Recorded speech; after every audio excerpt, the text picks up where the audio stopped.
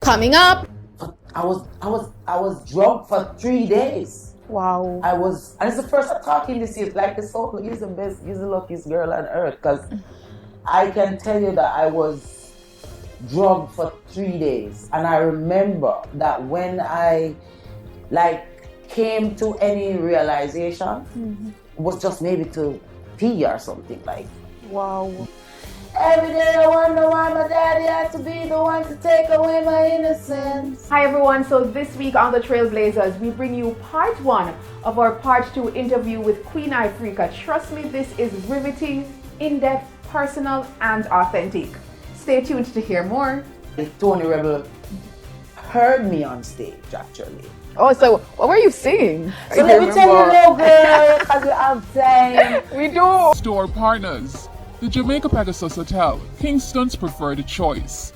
Stars Publicity for all your public relations and publicity needs. Get noticed and align with the stars. DG's Health and Wellness Center, operated by certified nutritionist and health columnist Donovan Grant. Contact them today for all your weight loss and other nutritional needs. What's your word to them? I would say to fight. Fight for your dreams, fight for your purpose. Life that inspires you, that motive that you aspire to be. Right? Meaningful and critical. It's not a waste time movement, yeah, man.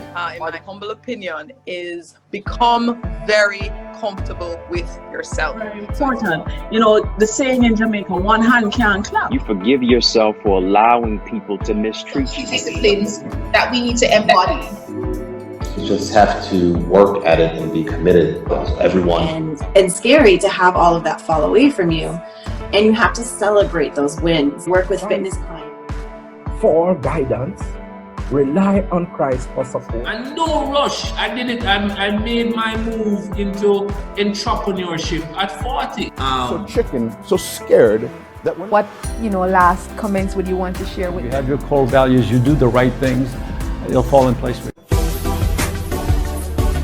Hi everyone, so this week on the Trailblazers, I am so delighted that we have Queen Ifrica, her real name Ventrice Latora Morgan, aka Goody.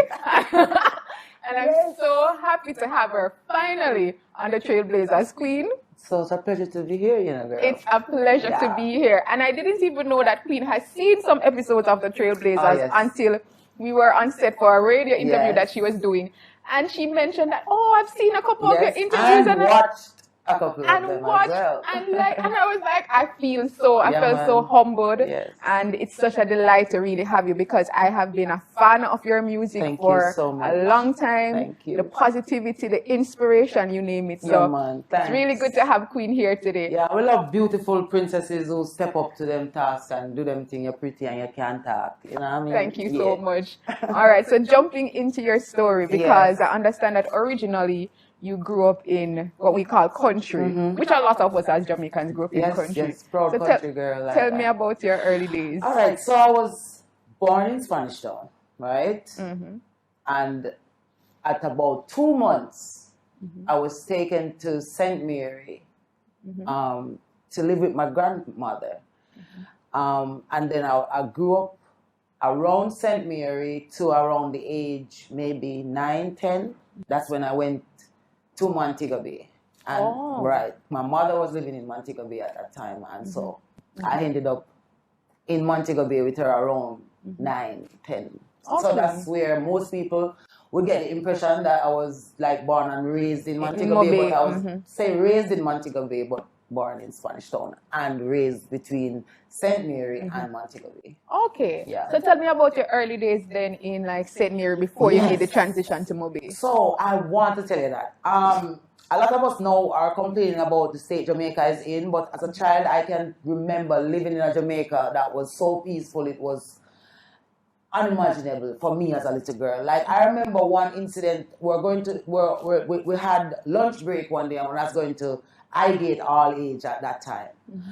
And we had lunch break and we went on the road, a bunch of us as girls, and it was raining. And those days we'd play like running the river thingy where you put stuff on the water and race, right? So this truck was coming and the truck had a delivery truck. and they had flour and all that kind of stuff on it, and a bag of flour fell off the truck in a girl.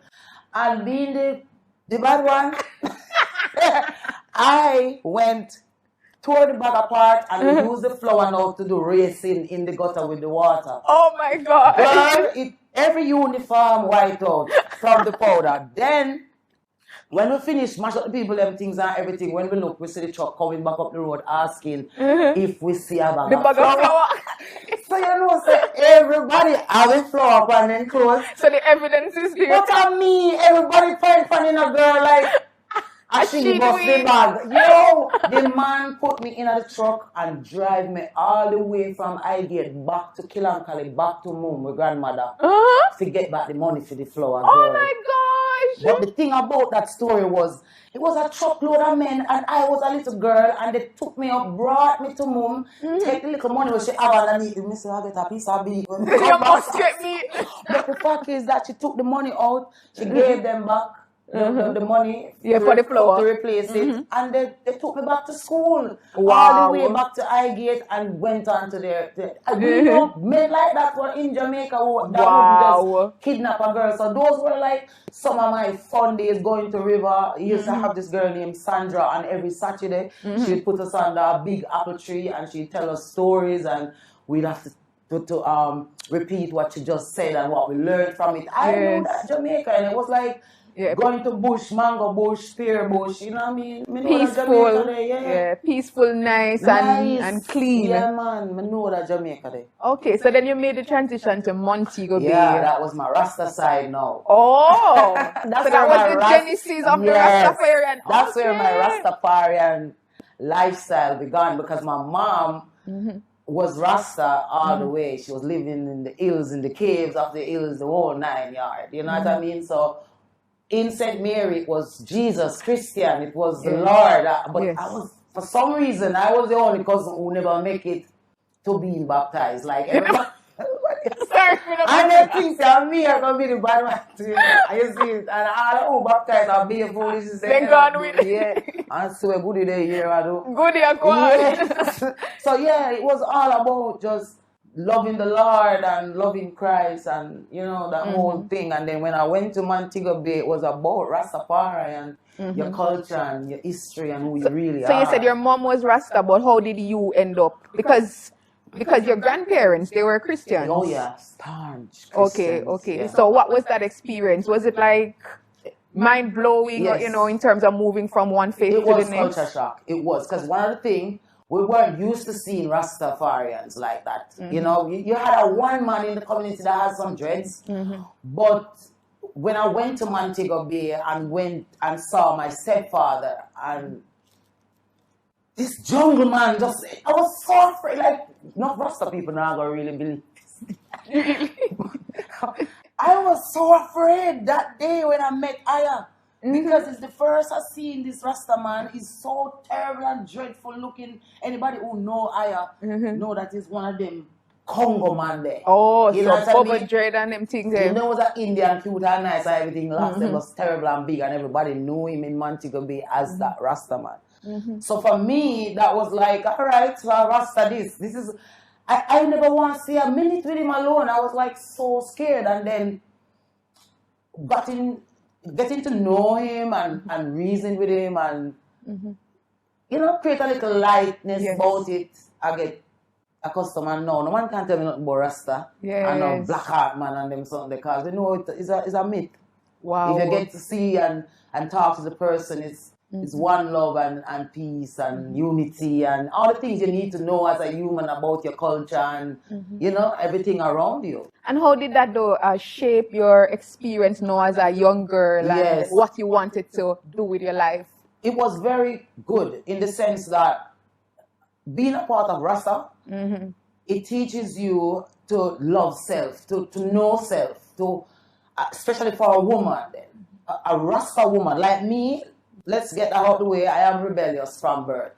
So me dressing in pants like this and the what you'd call the hardcore Rasta woman, you'd never catch her dead in her pants. You know what I mean? She's garbs all the way down every day, 24/7. She's about the culture all the way.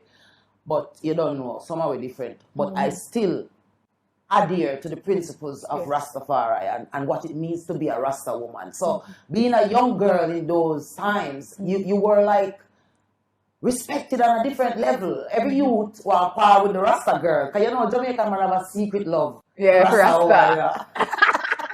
All you ladies out there with a nice ear, so I feel like when they want to do no man and then I look for the Rasta woman, them like Rasta woman. No, it's true, it's true. Because I have some Rasta friends and it's true. Yes, so that was special for me as a young girl, knowing that I am so cultured in terms of knowing my culture and, you know, can hold a conversation about it and can even recruit people also to become Rasta, you know. Yes. And that was from just being around my mom and being around the community of Rastafari, and especially Montego Bay Rasta. I must say this as well. Every other Rasta that you know, the original Rasta men and women from Montego Bay, them say ital. You know, nothing with eye, bone, no mouth, no foot. Everything have to be 100% natural ital, you know. Clean and I am happy to grow up around that type of Rasta. That's awesome. So, I mean, your mom was in your life and then your stepdad. Well, it was your stepdad or your dad? Derek Morgan is my dad. Okay. So, I played a stepdad role. He played a stepdad role for you? Yeah. Okay. And what kind of role did that, you know, shape you as well as a young girl? It was a complicated role because I had my ups and downs with my stepdad in terms of molestation, you know. I had an experience with him where that is concerned. I don't talk about a lot because I share a sister that happens to be his daughter, and I don't want her to feel to walk with her head down or feel like anyway. But at the same time, it happened. When you live in a society where so many young girls and boys are affected by molestation and what it does to them, it makes sense to speak up as someone who has experienced that and can say to somebody that yes, even though you have experienced that it has been the worst experience anyone could have, you can overcome it. You don't have to become a victim of your circumstance. You can rise above that darkness and find your light, you know. And I love to tell people to concentrate on finding your light when you're in your darkness, you know. And that's such a crucial point in terms of focusing on the survival and focus on the fact that you can be an overcomer. But at the same time, Queen, people would want to know, because you kind of just mentioned it, and people would like want to know, well, how did you deal with that at the time, though? What was it a mindset? Was it like persons around you? What did you do at that time? So let me try to give you an idea of, because I'm not there anymore, so now it's a memory. But in the moment of it, I had to deal with the fact that my mom did not believe me. Wow. That is one of the things that makes it suicidal in a sense. Yes. Because now you're feeling like you're put among this person to respect that person as a figure in your life. As like I said in the song, you're supposed to be my father, you know?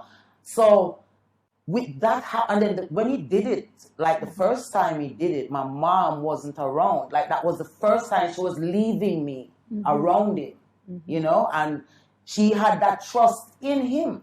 Yes. Because she had a daughter with him as well. That was there as well. And she had never experienced that with him. So that is also a problem that we have in our culture, where a man has a woman, and because the girl is not his biological child, he assumes the right to sexually involve with that child. And sometimes you have mothers that are not aware, and you have mothers who are aware and allow it and turn the blind. In my case, my mom, I think,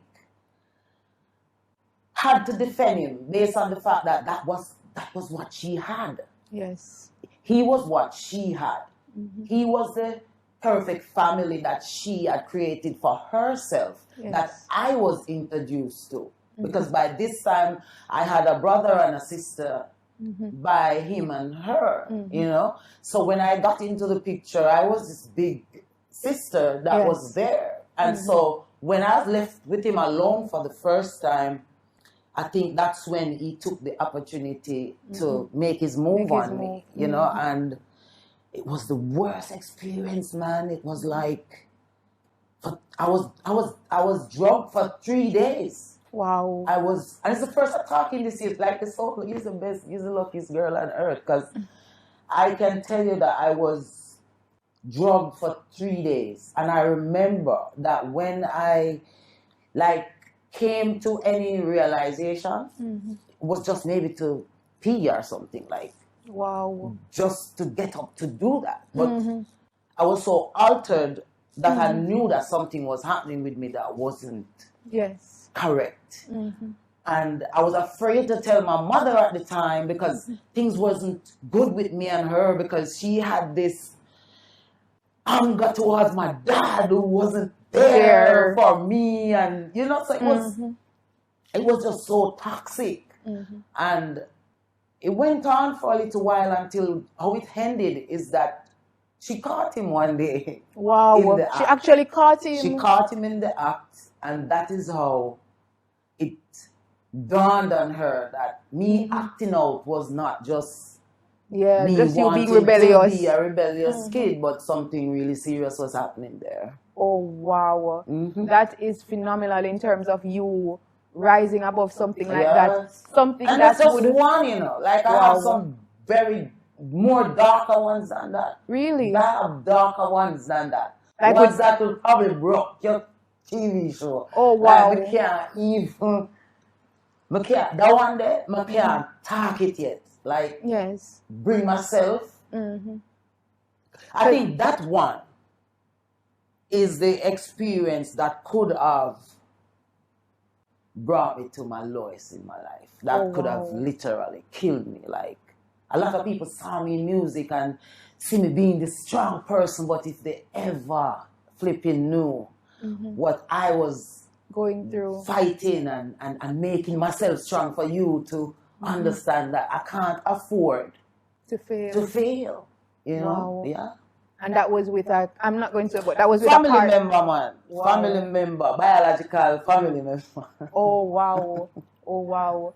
But we really do appreciate your authenticity in even sharing that. Yeah. Because I believe that when you share things like that, it also releases other people to be on their own healing journey. I can sum it up by telling that Queen Ifrica, like you hear me say it, casually, and a few of my family, like, who know my story, like, they'd say, don't speak it much, like, try not to talk it much. But I feel like the day is coming when I'm going to have to, like, for the sake of using it to help someone else to say, look, me go through this, Yes. Like, I really did go through that, and see me here, like, I'm good for true, like, I'm not going to get up from an interview and go drink some rum raw because I like just now. I am really at a place where you feel healed. I feel like I can really show somebody who is at a really dark spot what to do. Yes. And I mean, not to discredit, those persons who told you not to speak about it. Yes. But I actually believe that it's in speaking about it, especially when reach that point, it helps you to heal and it helps you to overcome. Family. Yeah, I know. In this moment right now, yes, I am protecting, like I've always done. I am protecting family right now. Yes, yes. Which I can understand. Yes, that's what I'm doing right now. Which I can definitely understand. And that's something to be talked about, because guess what? You see, for a victim, yes, it is so hard. And that's why I never like when people manipulate victimization. Yes. Because when you know what it feels like to experience a particular type of darkness and see people trivialize it and play around with it, it kills you all over again. Yes. And that's why I try not to skirt around with what it means to be a victim of any circumstance in your life. Because to overcome it is a process in itself. Yes. To live with it is a process in itself. Indeed. And you're so right, because a family member of mine who I know experienced also, abuse. Yes. And that person has chosen likewise to not speak about it because of the fact that she feels that she needs to protect that specific person. So a lot of women and men and it is not good, through it. Because in protecting, let me tell you, just a little bit of the story without telling the actual story. Like how the coping mechanisms, like I'll be home and I'll see a picture pop up somewhere in social media with the family having fun. And I'm there like, you guys don't know what happened. Wow. Exactly. Like, you guys, so I'd fire off a text filled with venom, hating everybody and saying, I just kill my one, I just pull up and just blow the whole complex there. So right now, based on how comfortable me see everybody is, while me over here so just are dead. Exactly. And one of the things that some of the family members they would have the text back and say is things like, me probably just burn one big spliff, or me just go on, me just go away, me just, you know what I mean? And I'm like, these things kind of make you just want to get so mad, it make you just want to be a foolishness, and then you can just do that out of emotions. Yes. You can just do that out of being angry in the moment, and then it's not going to fix anything either. So you take a deep breath. Yes. And you say, you know what? I am experiencing this feeling right now because of an attack. Yes. We tend to, different things trigger how you respond to things that come at you. Yes. You know, especially when you're in a vulnerable state. Yes. So what I had to learn to do is, when that moment was happening to me, I had to remember that not everyone in the family is a part of what happened. Yes. So I can't direct an anger to a brother or a sister or a cousin because I see them having a moment. Yes. You know, and it takes a lot to do it, but doing it saves you. Indeed, I like that. Doing it saves you. And I mean, you're the epitome of purpose through pain. Yes. Because at the same time, your music and your message has inspired and continues to inspire so much people around the world. As you mentioned, even, for example, Daddy. Yes. You could even sing a line of it for those who... Daddy, don't touch me there. I'm gonna tell on you one day, I swear. Can't you see I'm scared? You're supposed to be my father. Every day I wonder why my daddy had to be the one to take away my innocence. Oh, sometimes I wanna die, feels like no one cares for me, and it's evident that something must be wrong with me. I'm not as happy as I seem to be. The long showers I take don't wash away the memories. And these are true, you know. True. Every day of my life, you know, I just live because I want someone else to. Yes. I want to be one of those, to not use it to make a money, to not use it to exploit, to not to say me too or anyone. I just want, if someone, you know, since I've been this Queen Ifrica and I've been to many, many different places, but some of the most important ones is like I walk into a shoe store or a furniture store, and the manager or somebody on the floor would just take me to the side and be like, Queen, come here. You see that song there? Yes.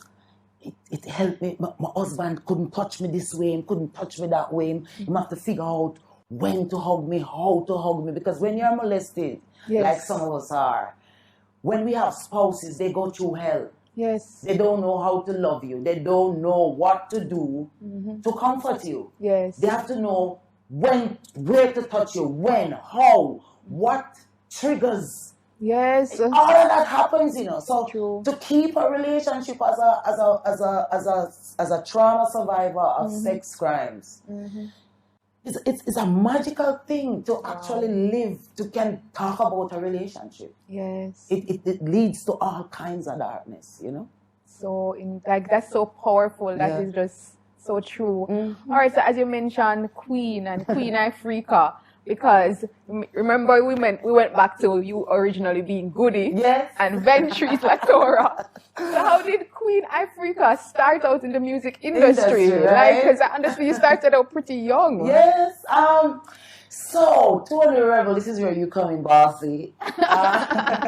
So my musical journey has been very special. I never wanted anything to do with music based on the fact I was so mad with my father, right? For not being there for me and being there for everybody else. Because your father was in music. He is what Jamaican music is. That's Derek Morgan, the head of affairs where our music is concerned. Yes. And my mom ended up around him because she wanted to do music. That's all she wanted to do.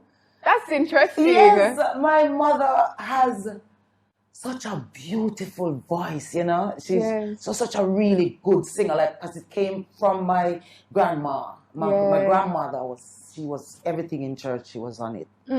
So we got that from her. Yes, it passed down. And then my dad now, Derek Morgan, is who he is. Yes. So that's where my royalty like came from. You know, me and Bob Marley, sons them not close by accident. We're close because of what my dad did for their dad. You know, when he was coming into the industry. And so my whole musical journey and everything about who I am, I could say safely that my mom was what never happened for her happened for you on my shoulders. Wow. You know, so I never really wanted to do music, and I was always pushed to do music, and that was what happened the night I met Tony Rebel. I was in Montego Bay one night coming from a wedding, my friends. They said it was the 26th of December 1998, right? And we decided whether it was to go to Sting in Kingston or to go to a show in Jan's Hall in Montego Bay that was for Garnet Silk, who had died, I think, a year before. And you know, everybody did love Garnet Silk. Garnet Silk is my inspiration in music. I say it over the years. I still say it. Yes. Yeah, man. So it wasn't a biggie to choose the Garnet Silk show over coming to Kingston to sing. And it was where everything about my musical journey seriously began, because that night Tony Rebel heard me on stage, actually. Oh, so what were you singing? So let me tell you, little girl, because we have time. We do. So, you know, say, my friend Christine, big up yourself anyway, then a New York City babes. That was my little sister, you know, and she's one of them who was always encouraging me to do music, because I never wanted, I know what my voice, and you know, I sing a little song, I like it, sound good and so, but I never really appreciate, I want to be this artist coming to eat. Anyway. So anyway, that night, you know, Christine said, "No, go man," because she had a boyfriend in Tony Rebel camp at the time. Oh, yes. And he was coming down to the show. So she said, "My boyfriend coming down to the show, make we go around there." So we went. So I was in the show, you know, at a soup stand. It was Garnet Silk's sister that was making the soup as well. And she was there missing her brother so much, and I never forget. And I was there trying to get a soup from her, and Christine went to the MC, Alan Ranks, Montego Bay renowned MC over the years, and wrote my name down. Yeah. So I was just in the venue having fun, and heard, okay, we're gonna bring a woman, a sister on stage now, is what he said. And then I heard Queen Ifrica. I'm like, what did this? See, I swear to God, me now make it up as me go along. And but me not coward still. You know? So I went up, and it was Garnet Silk thing, and we all knew Garnet Silk songs. So there was this intro that Garnet Silk always did when he came on stage, and it was "Who is like unto thee, Haile Selassie? Who is like unto thee?" You saw you know them can show them. They whole like a bambaland just pull up. Everybody with that idol just start moves to the stage. I was like, girl, you're doing that, you know. And they end up singing more like, "Mama Africa, Mama Africa, hello Mama Africa." You know, it was all. And then I think I did 3 or 4 of his songs. And I think, "Whoa, whoa, whoa, mama, mama, mama, mama, mama, mama, mama." Oh my gosh. He was a good old man, but he died since I was born. Yeah. So you see, it was my mother alone. So, you know, what kind of... And you know you sound like him when you're singing. So everybody was like him. She sound like Garnet Silk. And I was like, me sound like Garnet Silk. Are you crazy? You sound like him. So that's where most of my early fame came in, because people was like, this bitch sound like Garnet Silk. But, you know. A while ago when you were... you sound like Garnet Silk. So that's the... I loved him so much when I heard him as a youngster coming up. Like, it was like everything I wanted to hear as a young person listening to music, you know? Yes. And then when the guy came to me, and say, Tony Rebel Tony Rebel, inside going to bring me to meet Tony Rebel. So I was like, all right, Tony Rebel. We're Tony Rebel because as Rastas, young Rastafarian, them time, we not to listen to every music either. So any artist, so I do the thing, and I do the consciousness, so that I always get the stuff. So Tony Rebel them was, the I think they were called the Loyal Soldiers or something like that. And so we went to the car. He was in the car. Yes, he was there with a lady. Yes, all right, and done. Yeah. So he was there with a lady, was there, and so in the van.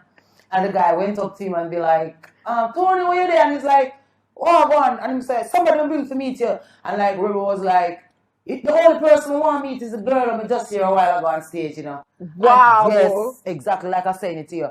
And the guy said, yeah, man, she may I bring. And he got up out of the van and look up at me and be like, I sound good, I sound real. Some say, no matter about Jamaican artists, man, them nasty. Tony Rebel are nasty. Yeah. Tony Rebel, me there with 20 odd years, I can talk, take off my glasses if I have to and say it.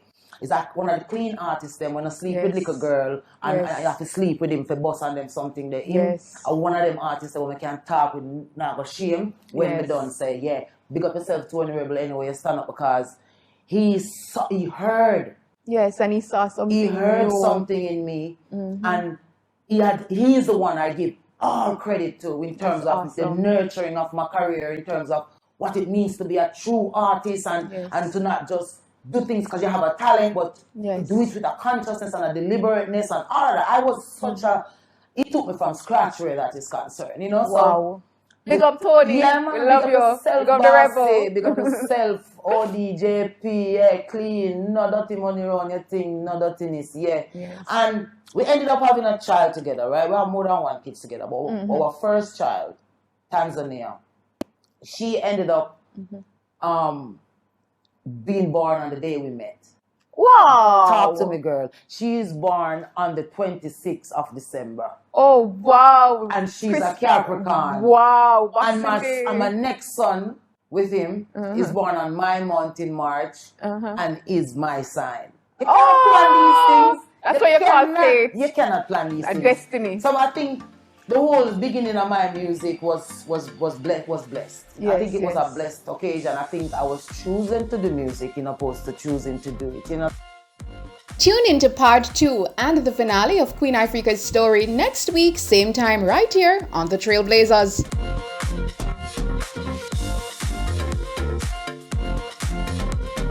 Hi everyone, I am Tamara McKayle, television and radio presenter, producer, communication specialist, and of course producer and host of the Trailblazers series. I'm inviting you, yes you, to join the family. All you have to do is just click that subscribe button right below. Make sure you hit that notification bell so you are alerted as to when we have new episodes.